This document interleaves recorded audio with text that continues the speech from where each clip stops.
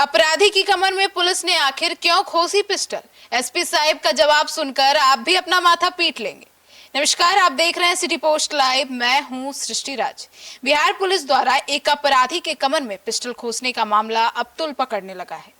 सवाल उठने लगा है कि गिरफ्तारी के समय सोनू मोनू के पास से अगर पुलिस ने हथियार बरामद किया तो उसके कमर में आखिर उसे खोसने की क्या जरूरत थी? उसकी पुलिस को क्या जरूरत पड़ी? ये पुलिस की मंशा पर संदेह पैदा करता है। अब कायदे से पुलिस को बरामद हथियार को अपने कब्जे में रख लेना चाहिए। जिस तरह से पुलिस खुद अपराधी के कमर में पिस्टल खोसती नजर आ रही है, वो कैसे साबित करेगी कि ये हथियार अपराधी का था? अब पुलिस ने हथियार प्लांट नहीं किया। अब यही तमाम सवालों के जवाब जानते हैं इस डिबेट में हमारे सहयोगी पत्रकार रवि सर से। सर, पुलिस द्वारा जो अपराधी के कमर में पिस्टल खोसने की तस्वीर हिला देने वाली है, तो क्या है इसके पीछे की सच्चाई? देखिए, बिल्कुल बेगूसराय में मानवाधिकार कार्यकर्ता और ह्यूमन राइट्स अम्ब्रेला फाउंडेशन के चेयरमैन विशाल रंजन दफ्तुआर ने भी सवाल उठाया है। यही सवाल उठाया है। राष्ट्रीय मानवाधिकार आयोग नई दिल्ली और मुख्यमंत्री सम्राट चौधरी को भी उन्होंने पत्र लिखा है। और मामला जो बलिया थाना क्षेत्र का है, आपको पता ही है, जहां बरियारपुर गांव है, वहीं पुलिस यहां दो अपराधियों सोनू मोनू को गिरफ्तार करने गई थी। पुलिस खुद इस गिरफ्तारी का वीडियो भी बना रही थी, या वीडियो वायरल में भी आपने देखा होगा। और वीडियो में साफ दिखाई दे रहा है कि एक सिपाही अपराधी की कमर में जबरन पिस्टल खोसने की कोशिश कर रहा है। अब सवाल तो स्वाभाविक है ना कि क्या पुलिस इस तरह से हथियार प्लांट करके से निर्दोष व्यक्ति को फंसाती है? हालांकि वहां के एसपी तो बहुत कुछ कह रहे हैं, उस पर भी हम लोग बातचीत करेंगे। लेकिन जो तस्वीरें वायरल हो रही हैं सृष्टि, वो तस्वीरें तो कहीं ना कहीं पुलिस के तो कार्यशैली पर ही सवाल उठा रही है ना। सर, सवाल लाजमी भी है क्योंकि सोनू मोनू के कमर में पुलिस पिस्टल खोसती नजर आई है। अब बिल्कुल देखिए, दफ्तुआर ने ये कहा है कि हाल ही में भोजपुर के बिलौटी में भरत भूषण तिवारी एनकाउंटर हुआ था, तो उससे पहले ही पुलिसिया कार्रवाई को लेकर के सवाल उठ रहे थे। तो ऐसा आदमी भाई कैसे कर सकता है? अब ऐसा आचरण पूरी बिहार पुलिस की छवि को भी तो धूमिल करता है, जो बेगूसराय में हुआ है। अपराधी चाहे कोई भी हो, कानून के तहत सभी के मानवाधिकार होते हैं। राष्ट्रीय मानवाधिकार आयोग और मुख्यमंत्री से निष्पक्ष जांच की मांग की गई है। मानवाधिकार कार्यकर्ता विशाल रंजन दफ्तुआर ये भी कह रहे हैं कि पुलिस और आरोपियों के परिजन के दावों में काफी अंतर है। अब पुलिस का दावा है कि आरोपियों के पास अवैध हथियार और गोलियां बरामद हुई हैं और सोनू मोनू ने पुलिस पर फायरिंग की कोशिश भी की है।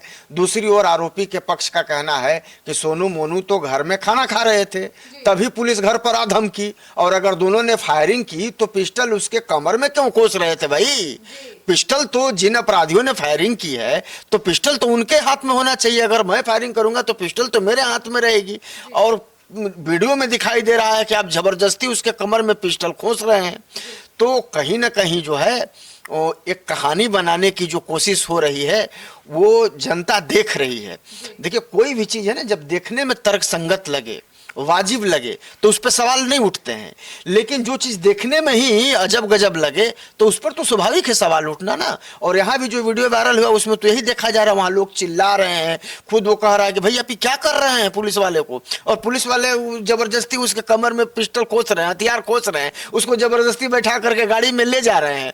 और ये वीडियो अब वायरल हो गया तो अब पुलिस की बद पिट गई, तो अब पुलिस भी तरह तरह की कहानी बना रही है। जी, अब इस करतूत से पुलिस की छवि तो बहुत धूमिल हुई। बिल्कुल, मैं वही बता रहा था कि इस तस्वीर से तो यही संदेश गया ना कि पुलिस खुद अपराधियों के कमर में पिस्टल खोस देती है, पहले से पिस्टल खोस देती है, और पहले से ही पुलिस परफेक्ट एनकाउंटर को लेकर के रियल एनकाउंटर बनाने का इस तरह का जो आरोप लग गया है, पहले ही से लग रहा है।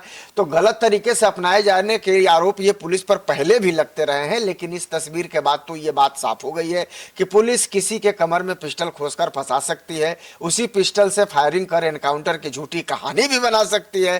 पुलिस के वरीय अधिकारियों ने भी इसे गंभीरता से हालांकि लिया है। और आपको पता है कि रविवार को बेगूसराय खगड़िया प्रक्षेत्र प्रभारी जो डीआईजी राकेश कुमार हैं, वो खुद मौके पर पहुंचे भी थे। स्थिति का उन्होंने जायजा भी लिया था और उसके बाद तुरंत उन्होंने शाम को सीआईडी की टीम को भी जांच पड़ताल के लिए घटनास्थल पर बुलाया था। तो जब से ये वीडियो वायरल हुआ उसके बाद कहीं ना कहीं पुलिस की जो किरकिरी है वो लगातार हो रही थी। अब खुद डीआईजी इस पूरे मामले की मॉनिटरिंग कर रहे हैं, जाँच कर रहे हैं, सीआईडी की भी टीम साथ में है। तो दोनों मिल करके मामले की जांच कर रहे हैं। देखिए अब क्या कुछ निकल करके। लेकिन एसपी साहब तो खुद ही इस पुलिस कार्रवाई को लाजमी बता रहे थे, मतलब सही बता रहे थे। देखिए यही तो हैरान करने वाली बात है ना, यही तो अजीब लगता है सुनने में कि एसपी मनीष कुमार के अनुसार सोशल मीडिया पर कुछ वीडियो गलत तरीके से वायरल हो रहे हैं, उनका ये दावा है, एसपी साहब कह रहे हैं, और आरोप लगाया जा रहा है कि हथियार पुलिस की ओर से प्लांट किया जा रहा है। अब एसपी साहब कह रहे हैं कि मामले की जांच की गई है, 2018 में पुलिस के साथ मुठभेड़ हुआ था, हथियार लहराने के भी कुछ वीडियो सामने आए हैं, पिछले महीने दोनों पर केस हुआ था, मानो सोनू मोनू की बात कर रहे हैं एसपी साहब। इसी मामले में गिरफ्तार करने के लिए बलिया थाना की जो पुलिस है वहां गई हुई थी, टीम गई हुई थी, पकड़ने के दौरान हाथापाई की गई और पुलिस को चैलेंज किया गया। दोनों भाई अलग अलग दिशा में भागने लगे, एक भाई को पकड़ने के लिए हैंडल किया जा रहा था, इस दौरान सिपाही की त्रुटि होती है। एसपी साहब कह रहे हैं कि सिपाही से त्रुटि होती है, उससे माने गलती होती है, चूक होती है, जिससे भ्रम पैदा हो रहा है। यानी सिपाही की गलती है कि वह हथियार उसका नहीं था। पुलिस ने पूरी तरीके से सही कार्रवाई की है और इस मामले में सोनू मोनू के अलावा साहेबपुर कमाल थाना क्षेत्र के रहने वाले अमित कुमार नाम के एक व्यक्ति को भी गिरफ्तार किया गया है। पूछताछ चल रही है, जिसका भी लापरवाही सामने आएगी उस पर कार्रवाई होगी। यानी कि कितना बढ़िया कहानी बना करके एसपी साहब अपनी पुलिस को राफ साफ बता रहे हैं, बेदाग बता रहे हैं। लेकिन एसपी साहब ये भूल गए कि भाई कुछ भी कहने से पहले जरा सोचना चाहिए।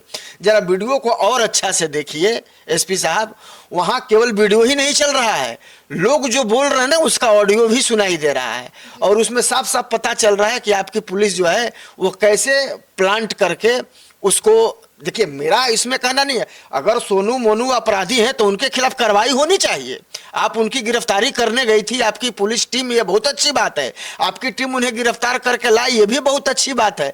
लेकिन बीच में जो इस तरह की ओवर एक्टिंग पुलिस की तरफ से कर दी जाती है वो कहीं ना कहीं पुलिस की भद पिटवा देती है। हमारा अपराधियों के साथ कोई समर्थन नहीं है, हम अपराधियों का समर्थन नहीं करते हैं, ना किसी जाति का समर्थन करते हैं। किसी भी जाति में भी अपराधी हो सकते हैं, अपराधी अपराधी होते हैं, उनकी कोई जात नहीं होती है और वैसे अपराधियों के खिलाफ कार्रवाई होनी चाहिए, इसमें भी ये बात कहने में भी मुझे कोई गुरेज नहीं है। लेकिन पुलिस अगर ओवर एक्टिंग करने लगे और इस तरह की तस्वीरें सामने आने लगे तो इससे क्या होता है ना कि जिस पुलिस पर लोग सुरक्षा का भरोसा करते हैं उस पुलिस से लोगों का भरोसा टूटने लगता है, विश्वास घटने लगता है। इसलिए इस बात का पुलिस को ध्यान रखना चाहिए कि इस तरह की ओवर एक्टिंग नहीं करनी चाहिए और इससे में आकर के इस तरह का कोई काम नहीं करना चाहिए।